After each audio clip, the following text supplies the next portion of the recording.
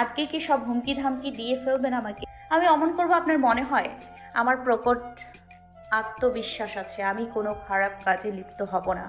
কিন্তু সমস্যা তো আপনাকে নিয়ে। দিন দিন যে হারে হ্যান্ডসাম হচ্ছেন, না জানি কোন দিন কোন বেটি চিল আপনাকে উড়িয়ে নিয়ে যায়। এই সশব্দে হেসে দিল। বেটি চিল আর নিতে পারবে না। তোমার স্বামী তোমারই থাকবে। মিউ আর কিছু বলল না। এসের ঘোর লাগা সম্মোহনী দৃষ্টি তার ভেতর তোলপাড় করে দিচ্ছে। মিহুর পুরো মুখে এরিসের ওষ্ঠ বিচন করছে।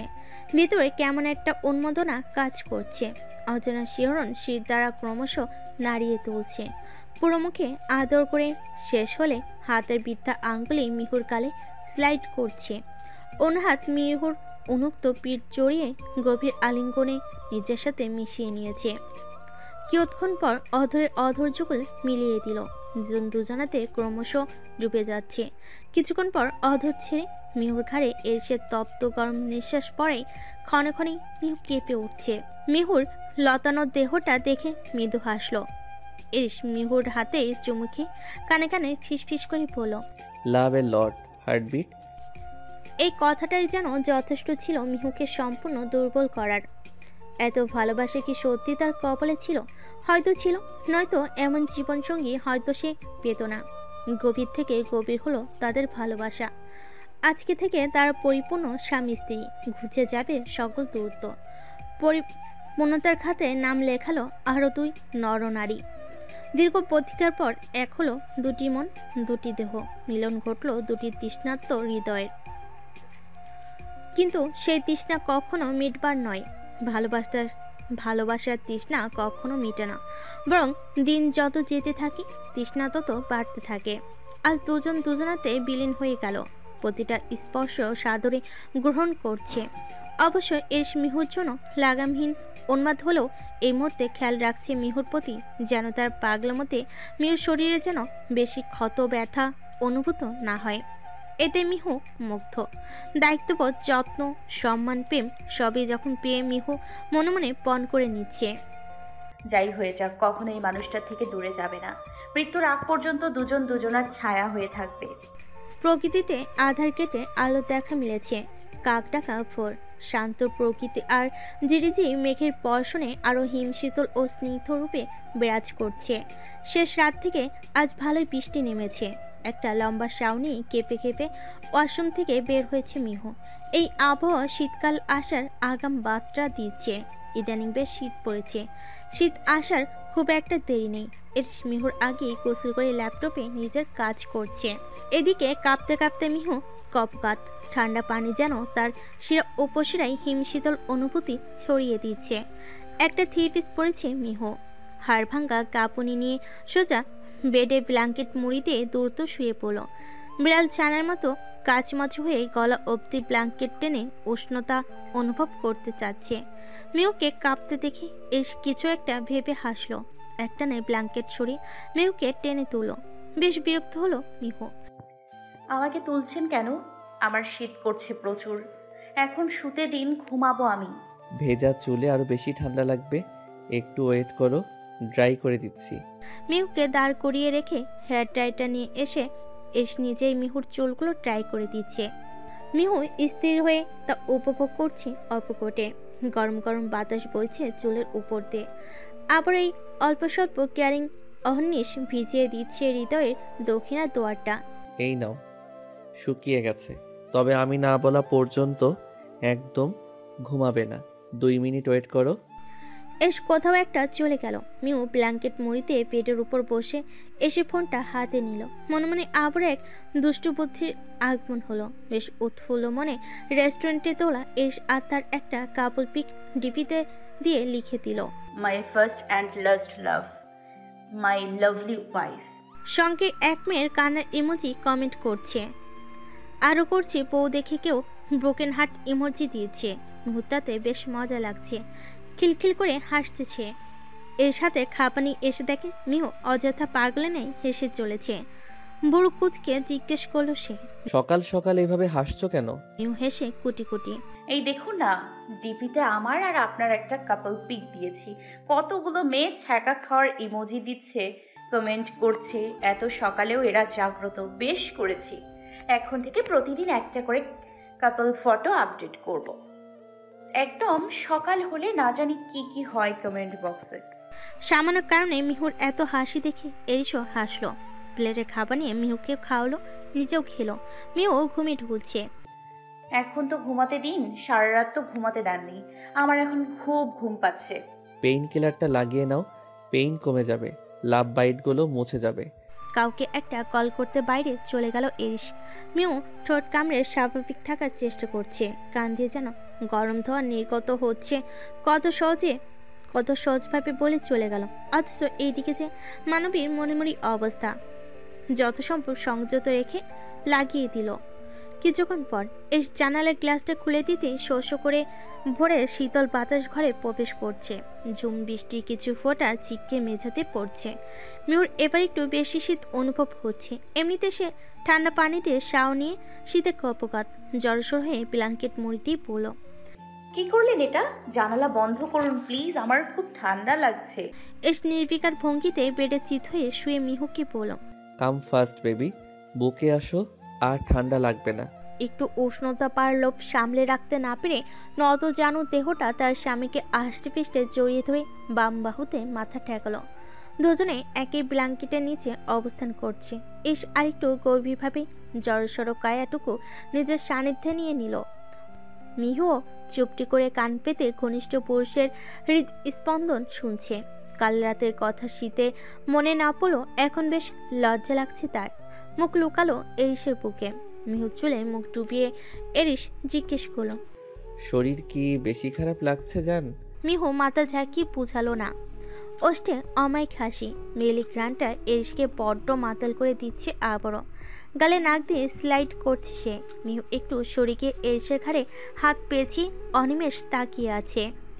নির্দ্বিধায় রিনরিনে আওয়াজে প্রশ্ন করলো, আপনি আমাকে কবে থেকে চেনেন? কোথায় দেখেছিলেন প্রথম? কবে থেকেই বা আমাকে এত ভালোবাসতে শুরু করেছেন? আমার অজান্তেই কেন আমার এত আপন হয়েছিলেন? সব কি আমার ভ্রম নাকি বাস্তব? অনেক প্রশ্ন জমেছে আপনার লিটল বউয়ের মনে, সবগুলোর উত্তর কিন্তু চাই। এস অমায়িক হাসলো। এসের বুকে মিহুর চিবুক ঠেকেছে। উন্মুক্ত কোমরের ভাঁজে হাত হালকা পিছন করছে। তপ্ত শ্বাস ফেলে জানালার পানে তাকিয়ে মিলান হেসে বলা শুরু করলো সে, তোমাকে প্রথম দেখেছিলাম যেদিন আমি বিডিতে আসি, তুমি আমার গাড়ির সামনে পড়েছিলে, তোমার মনে আছে? মিহু সরু চোখে তাকিয়ে মনে করার চেষ্টা করলো। মনে পড়েছে, একটা সাদা গাড়ি ছিল। ওই দিন আমার পরীক্ষা ছিল আর লেট করে ফেলেছিলাম, তাড়াহুড়োতে অমন কাণ্ড ঘটিয়ে ফেলেছিলাম। কিন্তু আপনাকে তো দেখিনি, ড্রাইভারটাকেই শুধু দেখেছিলাম। আমি শুধু তোমার কণ্ঠটা শুনেছিলাম, এক নজর দেখেছিলামও, তবে সেসব নিয়ে খুব একটা মাথা ঘামাইনি। তবে প্রায় রাস্তায় তোমাকে দেখতাম, একটু একটু ভালো লাগতে শুরু করলো। একদিন তুমি পার্কে বসে বাদাম খাচ্ছিলে আর হাসছিলে তোমার ফ্রেন্ডদের সাথে। আমার সেদিন মেজাজটুকু খুব খারাপ ছিল, কালো মেঘে ঢাকা ছিল আমার মন।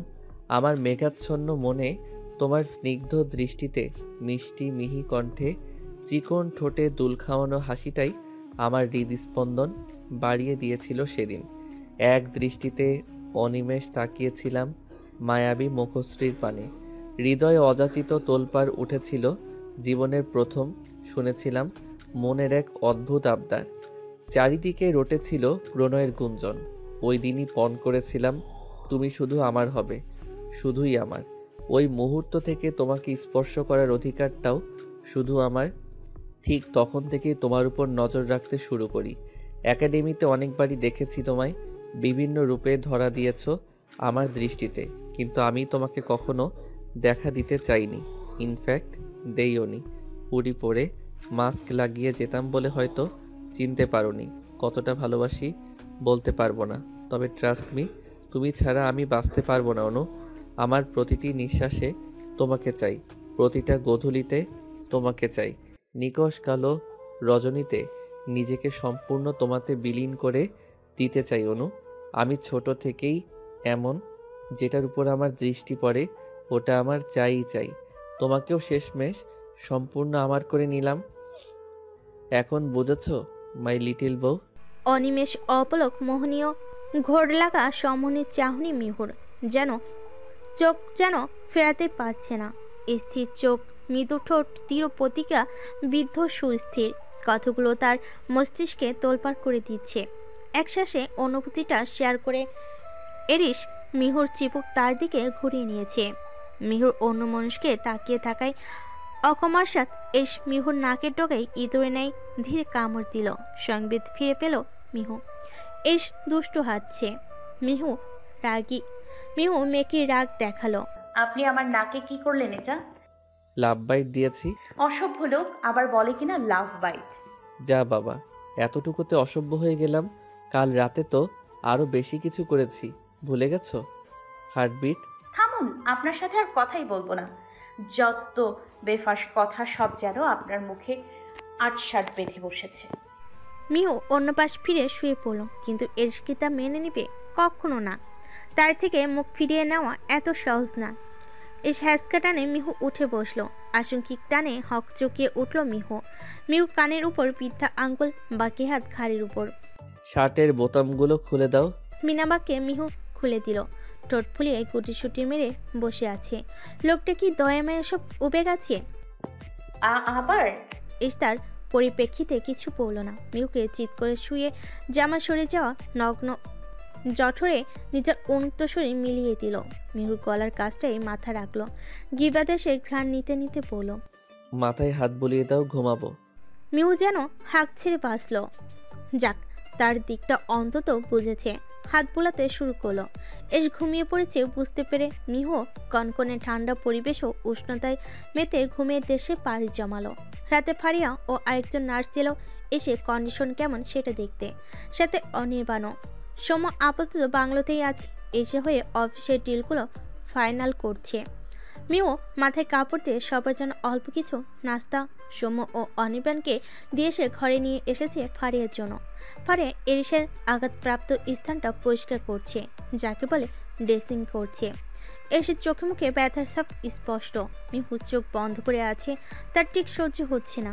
ব্যথাটা যেন তার বুকে এসে সুচালো শুয়ে নেয় বিচ্ছে। তার থেকেও বেশি খারাপ লাগছে তার স্বামীকে অন্য কেউ ছুঁয়ে দিচ্ছে। মনে মনে হাজারো বকা দিতে লাগলো ফারিয়াকে আর নার্সটাকে। মেয়েদের কেন আসতে হবে? পুরুষ ডাক্তারের কি অভাব ছিল হসপিটালে?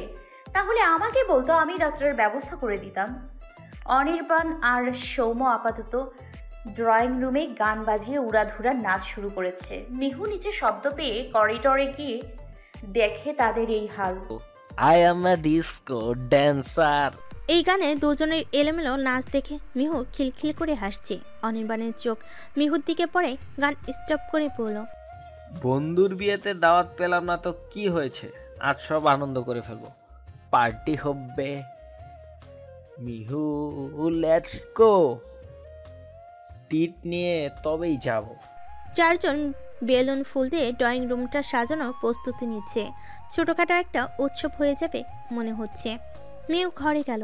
এসে কাছে ফারি আর নার্সটা এখনও নিচে অবস্থান করছে। এসে বিষণ্ণমুখ মিহুকে কষ্ট দিচ্ছে, হয়তো ব্যথাটা আরও বেড়েছে। এসে চুলে মেলি চিকন নরম আঙ্গুল বোলাতে বোলাতে মিহু বলছে অনির্বাণ আর সৌম্যের কীর্তিকলাপ। তবু এসের মুখে হাসি নেই। মিহুরও প্রচুর মন খারাপ, তার স্বামীকে অন্যকে স্পর্শ করেছে। যদিও ডাক্তার করছে, তবুও তার কেন যেন ভালো লাগছে না। বড় ইমেচিওর লাগছে তার নিজেকে। বয়স বাড়ছে, কিন্তু স্বভাব এখনও ছোটবেলার মতোই। বয়সের কথা মনে হতে মিহুর মনে হয়ে গেল অন্য কথা, যেটা সে ভুলে গিয়েছিল। আপনার কি খুব বেশি ব্যথা করছে? এস কোনো প্রতিবচন করল না। সে চোখ বন্ধ করে বেডের কোনায় বসে মেয়ের পেটে মাথা রেখে দুহাতে জড়িয়ে ধরে অনুভব করছে। মিহু দাঁড়িয়ে তার চুলে হাত বোলাচ্ছে। আশঙ্কিক এরিস মৃদু চিৎকার করলো। মিহু চিটকে দূরে সরে গেল। ডাকি লোক নিয়ে পড়ল, আমার কথার উত্তর দিলেন না কেন? আমার কথা কি ভালো লাগে না? বান্ধবী ডাক্তার ডাকবো? এর জন্য তুমি এত জোরে টান দিবে? আমার চুলগুলোর প্রতি অবিচার করলে তুমি। আপনার সাথে কথা বলার মুড নেই, পরে বোঝাবো মজাটা। রাগ করে একটা শাড়ি নিয়ে নিচে চলে গেল পাশের রুমে। এসে ভ্যাপাচাকে খেয়ে বসে রইল। যা বাবা, আমি আবার কি করলাম? চোপে হেলান দিয়ে স্থির নয়নে বসে আছে। শরীরটা খুব একটা ভালো নেই, তার মুখ দেখে আজ করা যাচ্ছে। গাটরা আজ সুযোগ পেয়ে নিজেদের প্রতিভা প্রদর্শনে বিভোর। মিহু ব্ল্যাক শাড়ি পরে অল্প একটু সেজেছে। ফারিয়া হঠাৎ বলে উঠল, নতুন বউকে আজ এই রাতে একটি গান গাইতে হবে। মিহু, তোমার পছন্দ মতো একটা গাও। না করবে না একদম। মিউ ঈষৎ ভরকে গেল। এখন তাকে গান গাইতে হবে? কি গাইবে সে? তেমন গান তো তার গাওয়া হয় না। এসে দিকে তাকাতে সেও ইশারা করলো, বলে ফেলো, না হয় এরা তোমায় ছাড়বে না। অনির্বাণ আরো হই হই করে করতালি দিয়ে উৎসাহিত করছে। সৌম্য পারছে না, শুধু খুশিতে নাচছে। অগত্যা মিহুর গাইতে হলো, মিহুও কম যায় না। আমি একা গাইবো কেন? নতুন বছরেও আমার সাথে গাইতে হবে। সবে তো আরো হই হই করছে। এস মুচকি হেসে শুরু করলো দুজনে ডুইট গান।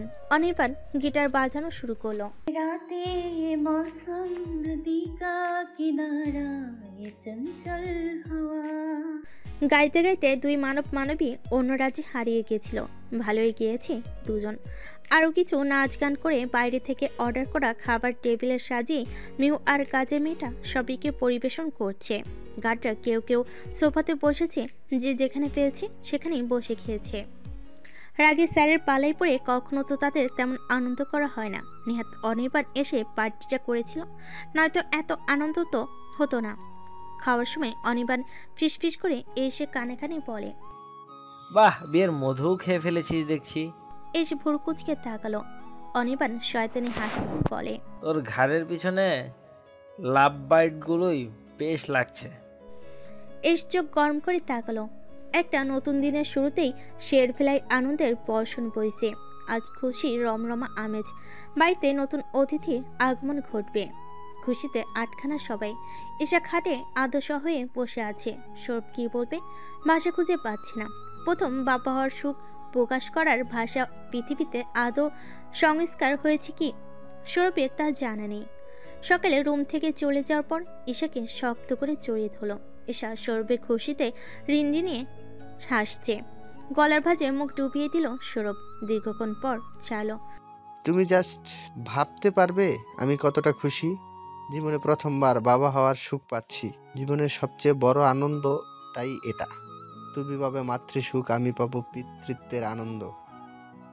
ভালোবাসি জান, অনেক ভালোবাসি তোমায়। আবারও জড়িয়ে নিল ঈশাকে। ঈশাও চোখ বন্ধ করে তা উপভোগ করলো। ভাইজান, আমি দাদা হব, তুমি দাদা হবে। আমি যে এই খুশিতে পাগল হয়ে যাব এখনই। ছোট ভাইয়ের খুশিতে আশরাফ শেরও বেশ খুশি।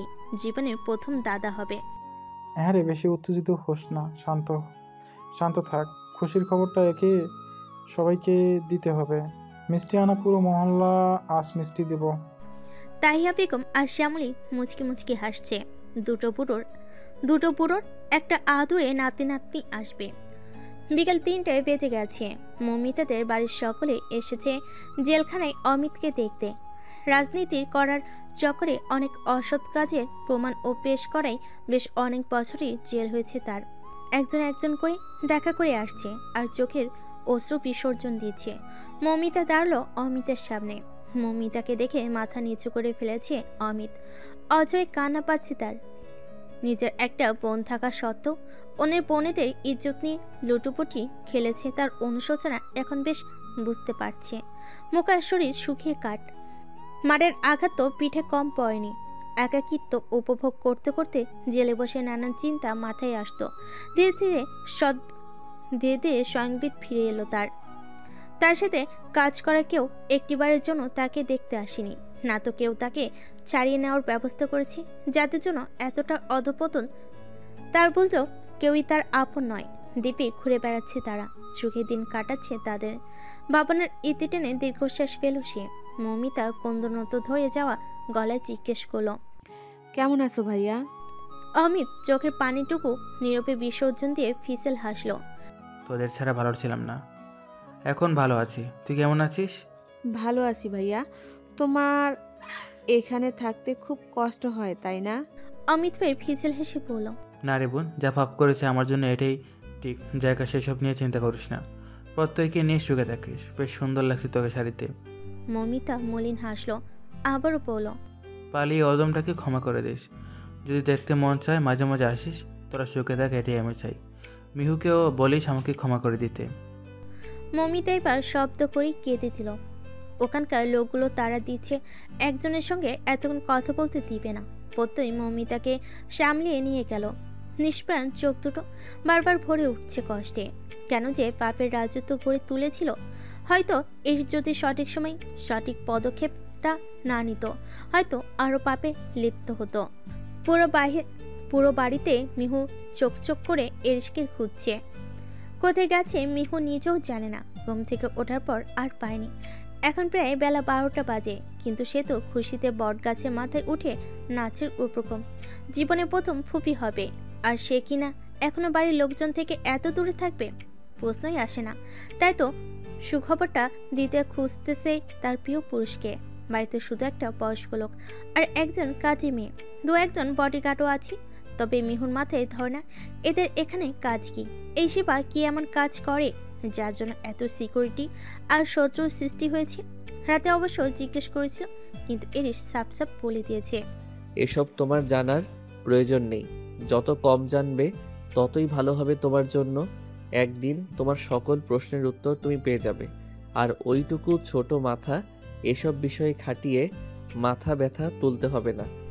মিহু সারা রাত থেকে খুব একটা কাছে ঘাসনি, অভিমান নিয়ে ঘুমিয়েছিল সে। মিহু এবার নিচতলায় একটা ঘরে ঢুকতে যাবে, হঠাৎ পিছনে কাউকে অনুভব করে। ঘুরে দেখে এস টানটান হয়ে বুকে হাত গুজে দাঁড়িয়ে আছে।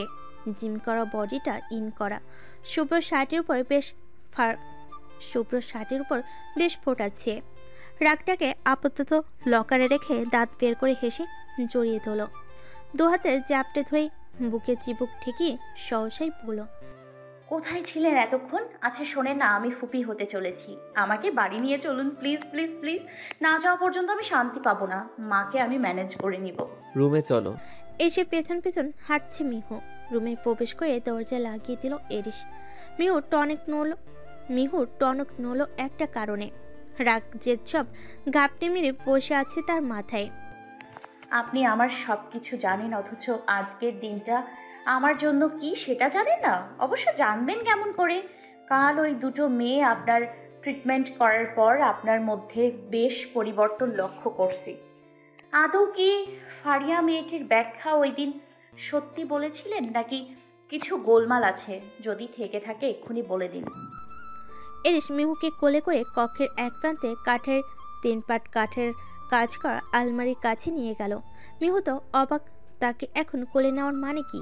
সে কি বাচ্চা? প্রশ্নের উত্তর না দিয়ে এখানে আনলো কেন? নামার জন্য ছোটাছুটি করো তার শক্তিতে পেরে উঠছে না। স্টপ মুভিং যান, আলমারিটা খুলো। একটু আগ্রহ নিয়ে মিহু খুলল একটা পাট, পরপর বাকি দুটোও খুলল। মিহুর চোখ ছানা পড়া, বিস্ময় নিয়ে বাখারা নয়নে চেয়ে আছে। দেখছে সব। কোলে রাখা অবস্থাতেই মিহু জিজ্ঞেস করলো, দেখো তো শাড়ি আর জুয়েলারিগুলো পছন্দ হয় কিনা। মেয়েলি জিনিসপত্র তেমন একটা চয়েস করতে পারি না, তবু তোমার জন্য কিনে রেখেছিলাম। কোনো এক স্পেশাল ডেতে দিব। আজই সেই স্পেশাল ডে। এতগুলো বিভিন্ন রং ডিজাইনের শাড়ি, জুয়েলার্স, চকলেট, 3 পিস, জুতো, স্কার্ট, মেয়েদের টপসও আছে। কোনো কিছুরই অভাব নেই। কসমেটিকের দোকান যেন সব তুলে এনে রেখেছে। মিহু সিল্কের শাড়িগুলো দেখছে হাত দিয়ে। কি বলবে ভাষা খুঁজে পাচ্ছে না। কি বলা উচিত তার এই পাগলটাকে। এর নামিয়ে দিল স্বর্ণের জুয়েলারিগুলো, মিহুকে পরিয়ে দিল। একটা গলা ভর্তি করা ডিজাইনের গহনা আর মোটা চেন, কানে ঝুমকো, হাতে স্বর্ণের চুড়ি, ডায়মন্ডের নেকলেসও আছে। তবে সেটা মিহু এখন পরতে চাইল না। এত সব আমার জন্য কিনেছেন? কবে কিনলেন? আর এত জিনিস দিয়ে আমি কি করব? এত কিছু তো আমার লাগবে না। আপনি কি পাগল? আমি এত জুয়েলারি পরি না। আর টপস তো আরোই না। এখন থেকে পরবে সব। আমি শুধু তোমার জন্য পাগল, বাকিদের জন্য নই। টপগুলো এখন থেকে পরবে বাড়িতে। আমার সামনে এত মৌলবি সাজতে হবে না। আমি তোমার স্বামী। তোমার শরীর মন দুটো আমার সান্নিধ্যে থাকবে। মিহু মুইয়ে গেল। শরীরটা যেন এত সুখ আর নিতে পারছে না। চোখে পানি জুবুথুবু। আলমারিটা এক হাতে চাপিয়ে মিহুকে আবারও কোলে নিয়ে বেডে বসালো। মিহু মিহু দুহাত পিছনে ভর করে বসেছে, কোনো পূর্ববার্তা ছাড়াই মিহু চুলে হাত রেখে অধরে অধর ছুঁয়ে দিল এরিস। একটু পর ছেড়ে দিয়ে কানের লতিতে ঠোঁট স্পর্শ করে ফিসফিস করে বলল, happy birthday my little wife, B my little wife for ever. এর চেয়ে ভালো উইশ কি হতে পারে মিহুর তা জানা নেই। মিহু এরিসের গ্রীবা পেঁচিয়ে কপালে ইচ্ছে মতো আদর দিতে লাগলো। এরিস বইয়ের আদর উপভোগ করছে, কাছে টেনে সদ্য ওঠা দাড়িগুলোতেও চুমু দিচ্ছে। দুই গালে আদর মাখা শেষ হলে এরিসের নাকের ডগায় সেও একটা ছোট্ট কামড় দিল। অবশ্য এতে একটু দাগ বসেছে, তেমন ব্যথা লাগেনি। যেমনই অধর যুগল একাকার করবে দুজন, অমনি মিহুর ফোনে একটা কল আসলো। এরিস কিছুটা বিরক্ত হলো। মা কল দিয়েছে, কথা বলে আসছি। শাশুড়ির কথা শুনে আরও রাগ হলো। শাশুড়ি মা কল দেওয়ার আর সময় পেল না, ঠিক গুনে গুনে তার রোমাঞ্চ করার সময়ই কল দিতে হলো। এখন তো তার বউ নিশ্চয়ই বাপের বাড়ি যাওয়ার জন্য উতলা হয়ে যাবে, তার আর বইয়ের আদর পাওয়া হবে না। রাশভারী কণ্ঠে কুচুটে শাশুড়ি বলে সিগারেট ধরতে ধরতে বেলকুনিতে চলে গেল। মিহু এসে ব্যাগ গোছাতে শুরু করেছে, এখনই চলে যাবে সে। এখন যদি না যেতে পারে তাহলে মাটিতে গড়াগড়ি করে কাঁদবে এমন উপক্রম। আনন্দের বর্ষণ যেন বাড়ির আনাচে কানাচে ছড়িয়ে পড়েছে। মিহুর জন্মদিন উপলক্ষে ভালো মন্দ রান্না হলো। মিহুর পরনে নীল গোলাপি শাড়ি, গলায় ওই সময় পরিয়ে দেওয়া গহনা, হাতেও তাই। এসেই মিহু সবার সাথে কৌশল বিনিময় করলো, যেন বহু বছর পর বাড়িতে এসেছে।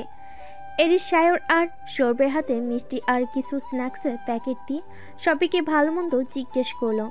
সবার পর যখন শাশুড়ির কাছে গেল, বাঁকে হেসে জিজ্ঞেস করলো, কেমন আছেন শাশুড়ি মা? মিহুর হাসি খুশি প্যানাচল মুখ, বেশভূষা দেখে বুঝলেন তার মেয়ে সুখেই আছে। বিড়বিড় করে বলেন, তাহলে আমার মেয়েকে আদরিয়ে রেখেছে বাদরটা। কথাটা এরিস ঠিকই শুনতে পেল। তাহিয়া বেগম মেয়েকে রাগ দেখিয়ে বলল, ভালো আছি, তোমরা ভালো আছো তো? ভালোই তো ছিলাম আপনার মেয়েকে নিয়ে, কিন্তু এখন আমি ভালো নেই।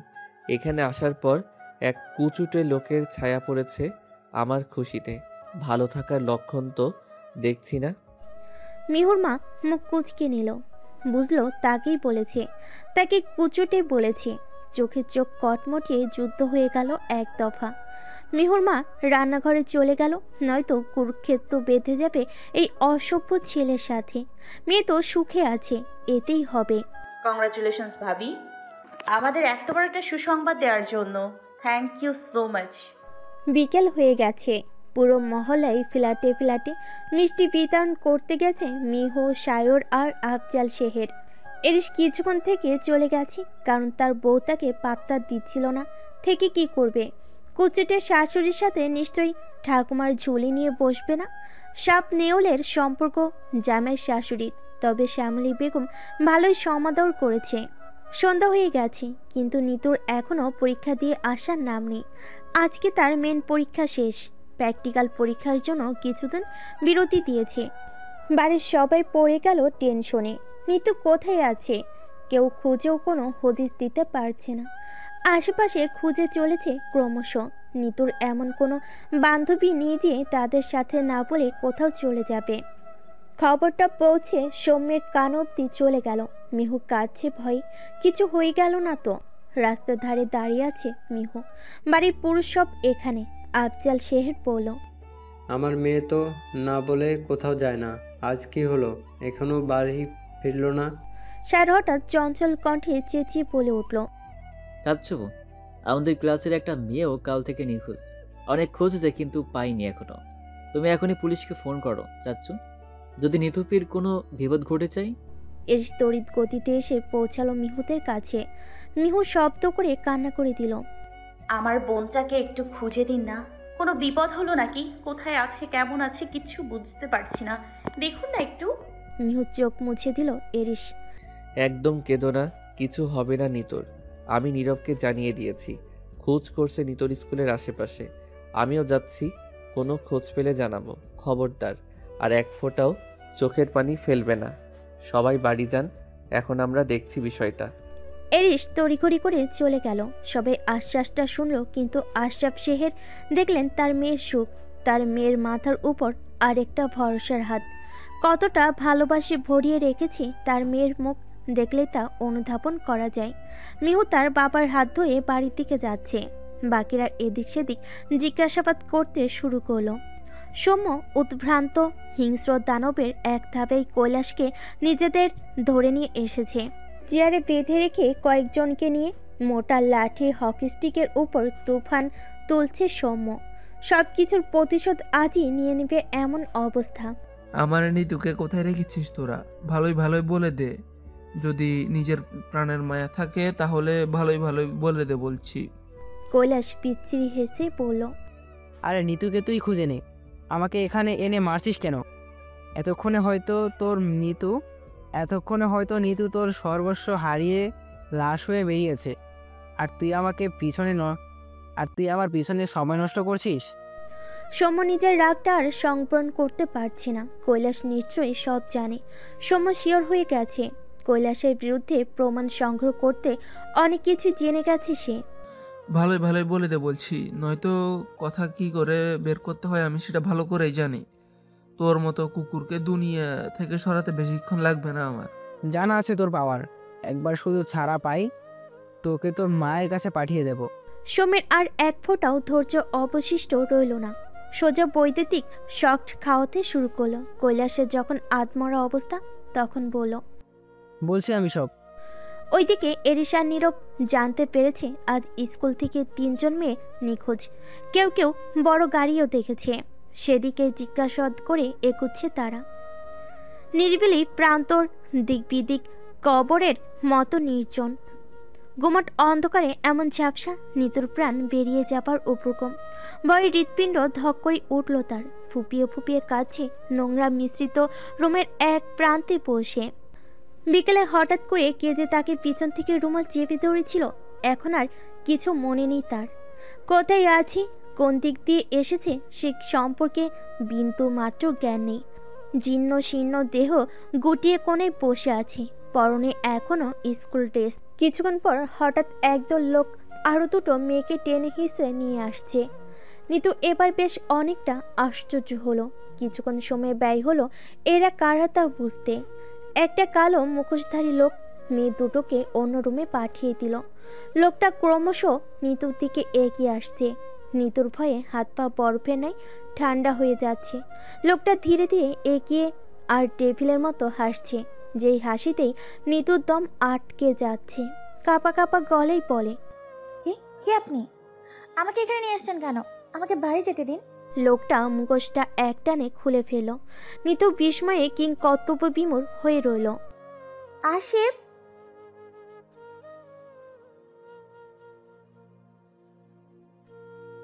নিতু এবারও ঘৃণায় থুতু ফেলে ফ্লোরে।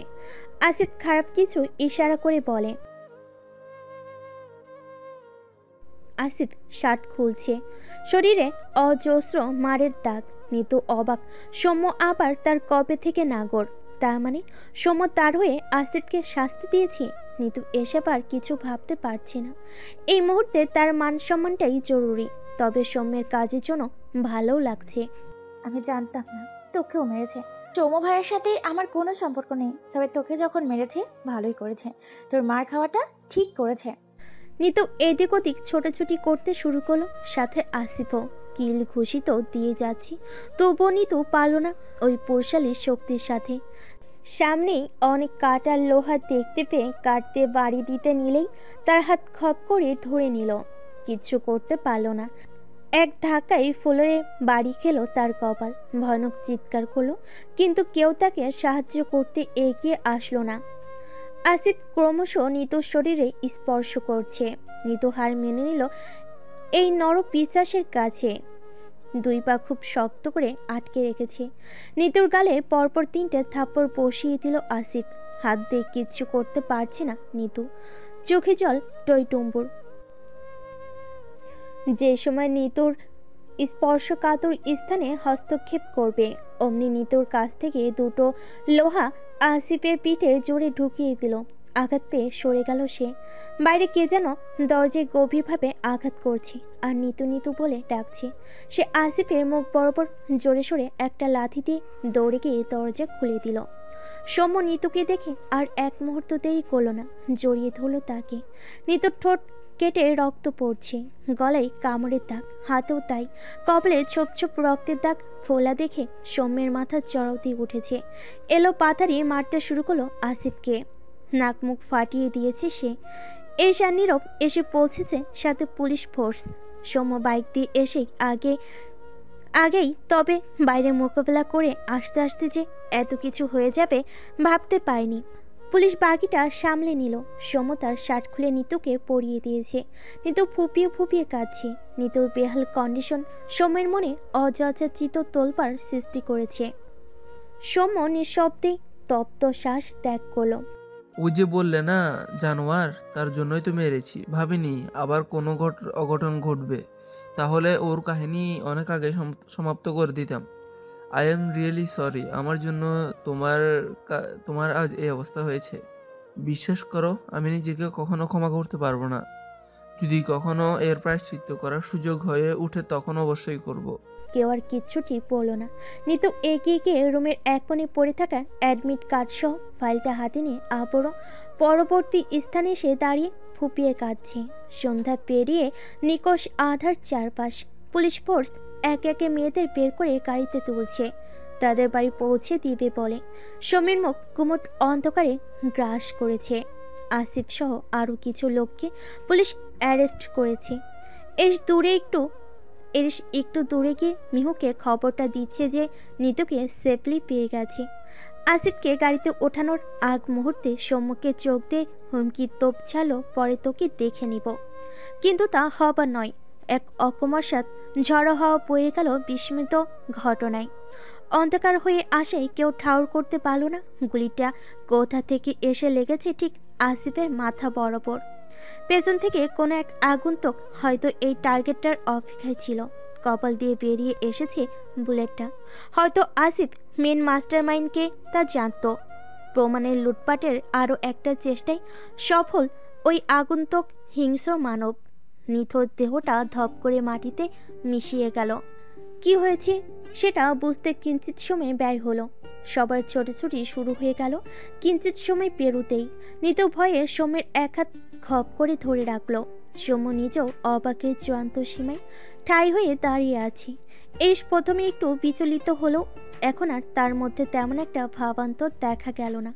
সে হয়তো আজ করতে পেরেছি, ধরা পড়ে যাওয়ার ভয়ে ভয়ানক বর্বরতা চালিয়েছে। সকলে হক চুকিয়ে গেল, সে খুব স্বাভাবিক। এদিকে নীরবের বেহাল অবস্থা। তদন্ত করতে করতে এবার বোধহয় জীবন যাবে। পরিবার তো ছাড়, নিজের প্রেমিকাকেও সময় দিতে পারছে না সে। ড্রয়িং রুমে উপস্থিত সকলের জড়িভূত। থমথমে পরিবেশ, বিক্ষুব্ধ প্রকৃতি, নিস্তব্ধতা ঘিরে রেখেছে মুখভঙ্গিমা। নিতুকে খোঁজার সময় আশপাশে অনেক মানুষের কানে খবরটা রটেছিল। যথারীতি সান্ত্বনা দেওয়ার জন্য মিহুদের বাড়িতে অবলোকন করেছে, সাথে ঈশাকেও দেখতে এসেছে। মিষ্টি পাবার পর কম বেশি সকলেরই জানা। নিতুর তটস্থ অবস্থা দেখে অনেকেই কানাঘুষা করছে। নিতু নিঃশব্দে কাঁদছে। কি বিশ্রী স্পর্শ, ভাবলে শরীর কাঁটা দিয়ে উঠছে তার। এক প্রকার ঘোরের মধ্যে চলে যাচ্ছে সে। নোংরা গভীর স্পর্শগুলো খুব গভীরভাবে দহন করছে। ইচ্ছে করছে এই পৃথিবী থেকে বিদায় নিতে। ঘৃণা হচ্ছে নিজের শরীরের প্রতি। ঈশা নিজের ভাইয়ের অধপতন, অসামাজিক কার্যকলাপ আর মৃত্যুর খবর শুনে একদম ভেঙে পড়েছে। মাপও চেয়েছে ভাইয়ের হয়ে। নিতুর মনের অবস্থাটা কি সেটা সে ভালোই বুঝতে পারছে। লজ্জায় মাথা তুলে কথা অবধি বলতে পারছে না। স্বরূপ ঈশাকে সামলাচ্ছে। এই অবস্থায় তার এত প্রেশার নেওয়া ঠিক হবে না। বোনের দিকটাও দেখছে। সৌম্যের চোখ ভয়ানক লাল। সোফার এক কোণে বসে আছে। মিহু এরিসের পাশে বসে আছে। নিতু তার মাকে ধরে বলছে, মা বিশ্বাস করো, তোমরা যেটা ভাবছো সব কিছুই আমার সাথে হয়নি। খারাপ কিছু হয়নি আমার সাথে, আমি সেফ আছে। এতক্ষণ তোমাকে নিয়ে গিয়ে কি তারা বসিয়ে রেখেছে? শরীরের অবস্থা দেখেই বোঝা যাচ্ছে কি হয়েছে না হয়েছে। তাছাড়া আমরা না হয় বিশ্বাস করে নিলাম, পুরো পাড়া কি তা বিশ্বাস করবে? আর বলিহারি কেমন পুত্রবধূ এনেছেন যার বংশের লোকের চরিত্র এত খারাপ? এক প্রতিবেশী মহিলা বেশ ব্যঙ্গ করে বললেন কথাটা। মহিলার সাথে একমত পোষণ করলেন কেউ কেউ, কেউ আবার বিয়ে নিয়ে কথা বলছে। এই মেয়েকে এখন কে বিয়ে করবে? জোয়ান শক্ত মেয়ে, পাড়ার মানুষ ছিছি করবে। কোনো পাত্র তো রাজি হবে না এই অসতী মেয়েকে বিয়ে করতে। কেউ বা সান্ত্বনার বাণী ঢালছে। মিহুর জল শক্ত হয়ে গেল। নিতুকে উদ্দেশ্য কাঠিন তার সুরে বলল, নিতু তুই একটু ভয় পাবি না, যুগ পাল্টেছে, কিছু করেনি যখন ভয় পাবার কোনো কারণই নেই। যা হয়েছে তাতে তোর কোনো হাত নেই। এটা আমার সাথেও হতে পারতো বা পাড়ার অন্য মেয়েদের সাথেও হতে পারতো। বিপদ কখনো বলে কয়ে আসে না। মানুষকে তুচ্ছ তাচ্ছিল্য করার আগে অন্তত নিজেদের দিকে একবার ঘুরে তাকাতে হয়। যাই হোক, প্রতিবেশীদের মুখ আছে, তারা বলবেই।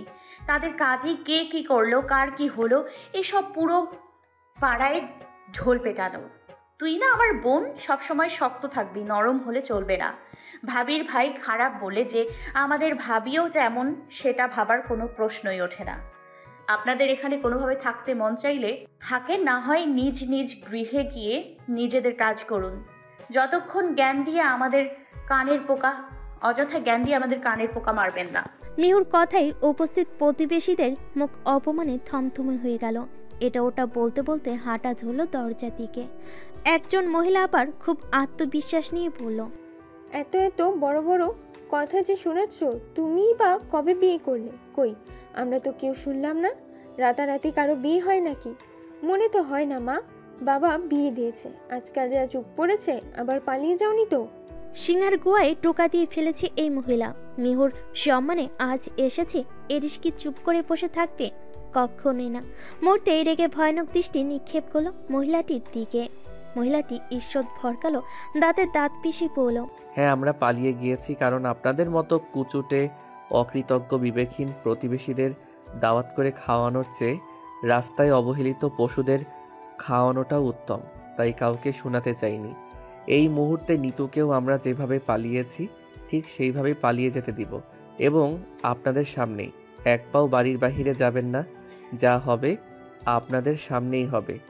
ঘাড় ঘুরিয়ে সোজাসুজি সৌম্যের দিকে মুখ ঘুরিয়ে প্রশ্ন ছুড়ল, নিতুর এই পরিণতির পিছনে তোমার একটা বড়সড় ভূমিকা আছে। তাই নিতুকে তোমার সঙ্গে এই মুহূর্তে বিয়ে দিতে চাই। তোমার কি কোনো আপত্তি আছে? দেখো, আমি জানি তুমি নিতুকে অনেক দিন ধরেই পছন্দ করো।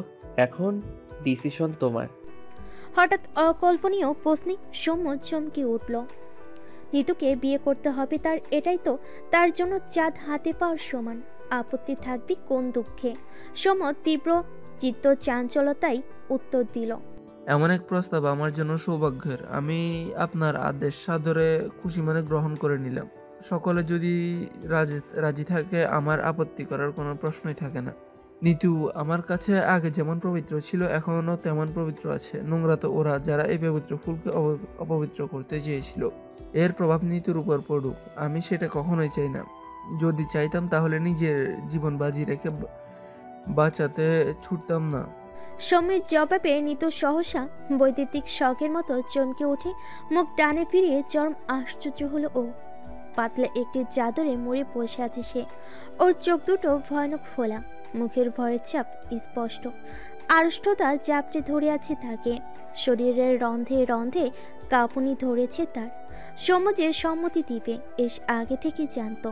তারপর কিছুক্ষণ সবার সাথে আড়ালে বিয়ের কথোপকথনটা সেরে নিচ্ছে। কিছু শক্তিশালী যুক্তি দাঁড় করাচ্ছে সৌম্যের ব্যক্তিত্বের সম্পর্কে। পাড়া প্রতিবেশী কেউ কেউ চলে গেছে, কেউ দাঁড়িয়ে আছে পরবর্তী লগ্নের সাক্ষী হতে। এই সময়টাতে সৌম্য আর নিতুর একাধিকবার চোখে চোখ পড়ে অজানা শিহরণে চোখ ফিরিয়ে নত মস্তিষ্কে যাবতীয় ঘটনা আহরণ করতে থাকে। নিতু নিঃশব্দে কাঁদে। সে তো এখন বিয়ে করতে চায় না। তার শরীরে করা নোংরা স্পর্শগুলো চামড়া ভেদ করে হৃদয় অবধি পৌঁছে গেছে। ক্ষত বিক্ষত করে দিচ্ছে মুহূর্তগুলো স্মৃতিচারণ হয়ে। এগুলো কি উপস্থিত মানুষেরা বুঝতে পারছে? এসব বাস্তবিক ভাবনার মাঝে আতঙ্ক জড়িত কণ্ঠে নড়েচড়ে ওঠে নিতু। মিহু বোকার মতো বসে আছে। মনে মনে ওই প্রতিবেশী আন্টিটাকে বকা দিবে নাকি কৃতজ্ঞতা প্রকাশ করবে বুঝতেছে না। কি থেকে কি হয়ে যাচ্ছে, সব তার মাথার উপর দিয়ে যাচ্ছে। তবে মনে মনে এক দফা প্রতিবেশীদের বকে দিল। একটু পর সকলে স্বাভাবিক অবস্থানে আসলো। মিহু কৌতূহল নিয়ে বসে আছে কি ফয়সালা হয়েছে তা শুনবে, কিন্তু এরিস তার সাথে কোনো কথাই বলল না। ফোন কানে তুলে বেরিয়ে গেল। মিহু আর নিতু একে অপরের দিকে তাকালো। আরিশা একটু পরপর হেসকি তুলছে। সোমের মুখ মুহূর্তে চুপসে গেল, হয়তো তার খুশিতে ভাটা পড়েছে। একটু পর এরিস এসে সকলের মাঝ বরাবর দাঁড়ালো। কাজী আসছে অল্প কিছুক্ষণের মধ্যে। নিতুকে আর বিনা দোষে কলঙ্কের বোঝা বইতে হবে না। নিতুর দিকে ঘুরে দাঁড়িয়ে আবারও বলতে আরম্ভ করলো, আমরা যা ডিসিশন নিয়েছি ভালোর জন্যই নিয়েছি। নিতু, তুমি মেনে নাও, আমার কোনো বোন নেই, তবে তোমাকে আমি নিজের বোনের মতোই দেখি। তোমার ভালো থাকার দায়িত্ব আমি নিজে নিলাম। কখনো যদি মনে হয় আমার ঠিক করা পাত্রের সাথে বিয়ে করে তোমার জীবন ধ্বংস হয়ে গেছে, তাহলে সেই দায়ভার আমি নিব। তোমার মতামত নেওয়াটা আমাদের উচিত ছিল, কিন্তু আনফরচুনেটলি আমরা সেটা নিতে পারিনি। যে পর্যন্ত পড়াশোনা করতে চাও ঠিক সেই পর্যন্তই তোমাকে পড়তে দেওয়া হবে। সম্পূর্ণ ফ্রিডম পাবে তুমি, তবে এর জন্য তোমাকেও এই বিয়েটা করতে হবে। যখন তুমি বিয়েটা মেনে নিতে পারবে তখনই তুমি তোমার স্বামীর গৃহে প্রবেশ করবে, অন্যথায় কেউ তোমাকে জোর জবরদস্তি করবে না। তুমি অনেক বুদ্ধিমান মেয়ে, আশা করি আমার কথার সারমর্মটুকু বুঝতে পেরেছ। নিতু চুপচাপ তার মাকে জড়িয়ে ধরে আছে, কথাগুলো ধারণ করার চেষ্টা করছে। আসলেই তো, ও যদি পড়াশোনা করতে চায় বাইরে তো বের হতে হবে, তখন তাকে নানা জনে নানান অপবাদজনিত মত দিবে, তার বেঁচে থাকা দুষ্কর হয়ে উঠবে। যদিও কখনো নোংরা স্পর্শগুলো বলতে পারবে না সে। সবাই বোঝাচ্ছে নিতুকে, বিশেষ করে আশরাফ শেখ। যুগ পাল্টালেও সব মানুষের ধ্যান জ্ঞান পাল্টায়নি। কিছু মানুষ এই যুগে এসেও 90 শতকের মতোই আচরণ করে। কিছু মানুষ নিতুকে দ্বিধাহীন মেনে নিয়েই একটা খুঁত কিন্তু মনে থেকেই যাবে, তাই এর সিদ্ধান্তে সবাই একমত পোষণ করেছেন। চলে গেল মিহু আর ঈশা নিতুকে কম সময়ে ড্রেস চেঞ্জ করাতে। অতিরিক্ত খুশিতে সৌম্যের হিতাহিত জ্ঞান বুদ্ধি সব লোপ পেয়েছে। সৌম্যের ছোট মনে এক ইচ্ছে জন্ম নিয়েছে। Sir, I love you sir. ইচ্ছে করছে আপনাকে জড়িয়ে ধরে দুটো চুমু খেতে। ফাইনালি আমার বিয়ে হচ্ছে। এস আবারও গেটের কাছে গেল কাজীকে আনতে, তখনই সৌম্য এসে জাপটে ধরলো। স্যার, আপনাকে কি বলে যে কৃতজ্ঞতা প্রকাশ করব। আপনি এত সুন্দর করে সুযোগের সদ্ব্যবহার করেন কি করে স্যার? Love you sir. এস নির্বিঘ্নে বলল। বিয়ে করেছো বলে ভেবো না তোমাকে এক্ষুনি বউ দিয়ে দেওয়া হবে। আর কিছু বলার আগে ততক্ষণে কাজী এসে হাজির। 2-3 জন প্রতিবেশী উপস্থিত ছিল বিবাহ কার্যে। সৌম্য আর কথা বাড়ালো না, পিছন পিছন আসছে সে। শার্ট পরে বিয়ে করতে হবে, তার কি কপাল। নিতুকে একটা 3 পিস পরানো হয়েছে। মিহু বারবার এসের দিকে তাকাচ্ছে, কিন্তু এস যেন এক প্রকার তাকে ভুলেই বসেছে। কত বড় একটা সিদ্ধান্ত নিয়ে নিল, অথচ তার কাছে একটাবার জিজ্ঞেসও করলো না। মিহু হতাশ, তার স্বামী পর হয়ে যাচ্ছে এখনই। আঁচলে বোধহয় বাঁধতে পারল না। তন্মধ্যে ডাক পড়ল বিয়ে পড়ানোর। যথারীতি নিয়মে বিয়ে পড়ানো হলো। আবারও এক পবিত্র মায়াডোরে বাধা পড়ল আরও 2টি প্রাণ। কিন্তু নিতুর সৌম্যের প্রতি ফিলিংসে কোনো পরিবর্তন হলো না। এত কম সময়ে কি জাগরুটে মনোভাব রূপান্তরিত হবে ভালোবাসি? কখনো না। ফিলিংস ছিল তার অন্য একজনের প্রতি, একটু তো সময় লাগবেই। এরিসের পিছনে গিয়ে দাঁড়িয়ে মিহু এবার নিজ থেকেই এরিসকে জিজ্ঞেস করলো, তাদের রেজিস্ট্রি ম্যারেজ হয়নি, রেজিস্ট্রি কখন হবে? এরিস ঘাড় কাত করে তাকায় মিহুর দিকে, সরু দৃষ্টিতে তাকিয়ে বলে, নিতুর বয়স কত? 16-17 হয়ে যাবে কিছুদিনের মধ্যে। 18 হোক, তখন রেজিস্ট্রি হবে। তোমার 18 বছর ছিল বলে রেজিস্ট্রি পেপারে সাইন করিয়েছিলাম। মিহু ঠোঁট ফুলিয়ে বলল, ও হ্যাঁ, আজ তো আমার 19 বছর হয়েছে, ভুলেই গিয়েছিলাম। এরিসের কোনো প্রত্যুত্তর করলো না। মিহু নিজের প্রশ্নে নিজেই বোকা বনে গেল। এদিকে নিত এক দৃষ্টিতে অনুভূতিহীন পুতুলের ন্যায় বসে আছে। কি থেকে কি হয়ে গেল তার জীবনে, পুরো জীবনটাই এলোমেলো হয়ে গেল তার। মস্তিষ্ক শূন্য, দুনিয়াদারি কোনো কিছু নিয়ে আর ভাবান্তর হলো না তার ছোট্ট মাথাটায়। নিতুর কেটে যাওয়া ফোলা ঠোঁটটার দিকে তাকিয়ে সমু নিজেকে কন্ট্রোল করতে পারছি না। বড্ড কষ্ট হচ্ছে তার। যতই হোক প্রিয় মানুষকে অন্য কেউ স্পর্শ করেছে, কষ্টটা হওয়াটা স্বাভাবিক। হৃদয়টা আবারও মোচড় দিয়ে উঠল তার। বিয়েটা শেষ হবার পর নিতু আর নিজেকে সামলাতে পারল না, সোজা নিজের রুমে এসে দরজা আটকে শাওয়ার নিতে চলে গেল। একটা লম্বা শাওয়ার নেওয়ার জন্য ওদের আগ্রহ নিয়ে ছুটল। শরীরে যত নোংরা স্পর্শ লেগেছে সব বারবার ঘষে ঘষে পরিষ্কার করছে, মুছে ফেলতে চাইছে ওই নিষিদ্ধ ছোঁয়া। চামড়া লাল হয়ে গেছে শরীরে বিভিন্ন জায়গায়, চোখের পানির ঝর্ণা থেকে আগত পানির সাথে মিলে মিশে একাকার। নিজে সবাই টুকটাক আলোচনায় মত্ত। নিতুকে আলাদা স্পেস দেওয়ার জন্য আর কেউ বিরক্ত করল না। তাহিয়া বেগম আর শ্যামলী রান্না করা খাবারগুলো আবার চুলোয় জড়ালো গরম করার জন্য। সহজ হতে চাইছে কিছুক্ষণ আগের ঘটনা ভুলে, যা হবার তা হয়ে গেছে। তাই বলে কি কেউ খাবে না? খিদে তো অবশ্যই পাবে, হয়তো প্রতিদিনের চেয়ে তুলনামূলক কম, তবে পেটে খাবার তো দিতে হবে। কত বড় ঝড় ঝাপটা গেল আজ। সময় চলে যেতে চেয়েছিল, কিন্তু সৌরভ না খেয়ে যেতে দেয়নি। ঈশা নিজের রুমেই আছে, অস্বস্তি বোধ হচ্ছে সবার সামনে যেতে। নীলজ্জ ভাইটার জন্য তাকে এইরকম পরিস্থিতিতে পড়তে হয়েছে। একটাবার ভাবলো না তার কথা? দীর্ঘশ্বাস বেরিয়ে গেল মনের অজান্তে। লাস্ট পোস্টমর্টেম করে এখনো বাড়িতে আসেনি। সোম কোনো মতো অল্প কিছু খেয়ে বেরিয়ে গেল তার বাসার উদ্দেশ্যে। বারবার আনচান করছিল তার মন এক নজর প্রিয় মানুষটির মুখ দর্শন করতে, কিন্তু সেই সুযোগ আর হয়ে ওঠেনি। নিতুর রুমের দরজা যে আটকে ছিল আর খোলেনি এর মধ্যে। জড়তা সংকোচবোধ এখনো কাটেনি তার। আপনাকে খুব পরিচিত মনে হচ্ছে, কোনো সমস্যা হয়েছে? মিহি কণ্ঠে আদুরে আভাস। কর্ণপাত হতেই ফোনের স্ক্রিন থেকে নজর সরিয়ে চোখ রাখলো কণ্ঠের মালিকের দিকে। মিহুর রুমে একটা সিঙ্গেল সোফে গা এড়িয়ে বসে ফোন টিপছিল এরিস। মাথার উপর এক কঠিন দায়িত্ব চেপে বসেছে, মুখে গম্ভীর চিন্তার ছাপ ফুটে উঠেছে। মিহুর দিকে নির্নিমেষ তাকিয়ে রইল সে। মনতা মিশ্রিত কণ্ঠে পড়ল, এক হাতে হ্যাসকা টানে মিহুকে নিজের কোলের উপর বসালো। মিহু তার গলা জড়িয়ে বসে আছে। এখন রাত বাজে 12টা। মিহু নড়জে উঠে লাজুক স্বরে জিজ্ঞেস করলো, কি সমস্যা হয়েছে বললেন না তো? আমার কাছে বিষয়টা স্পষ্ট করুন। এরিস মিহুর গালের উপর লেপ্টে থাকা চুলগুলো সরিয়ে দিতে দিতে বলল, আমাদের আরও 2টো কোম্পানি উদ্বোধন করা হয়েছে কিছুদিনের মধ্যে। আমি যখন হাসপাতালে ছিলাম তখন করেছেন আমার বাবা। এখন দায়িত্ব এসে পড়েছে আমার আর ভাইয়ার উপর। বাবার শরীরটা ইদানিং নাকি ভালো যাচ্ছে না, একাডেমির অবস্থাও খুব একটা ভালো না। আজ খোঁজ নিয়ে জানতে পারলাম from now on maybe the responsibility and business both increased. যতটা কম বাক্য ব্যয় করে বলা যায় ব্যাপারটা এরিস তাই করলো। মিহুর মায়াভরা চোখের চাহনি তাকালো এরিসের বিষণ্ণ মুখখানিতে। হয়তো অনুমান করার চেষ্টা করছি দায়িত্বের বোঝাটা কতটা গভীর। মিহুর ঘাড়ে অকপটে মুখ ডুবালো এরিস। অন্ধকারাচ্ছন্ন রুমে দুই মানবের নিঃশ্বাসের শব্দ ক্রমশ ভারী কম্পন হচ্ছে। কিছু মুহূর্ত এভাবেই কেটে গেল। কোনো আভাস ছাড়াই মিহুকে শূন্য উঠিয়ে নিল।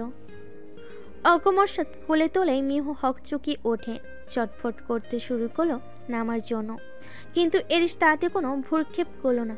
তার বিষণ্ণ চিন্তিত মন যে একজনের সান্নিধ্য ছাড়া ক্লান্ত হবে না সেটা সেই সহ মিহু বুঝতে পেরেছে। বেডে বসিয়ে মিহুর হাত দুটো সাথে বোতামে রেখে বলল, ওপেন আপ মাই শার্ট।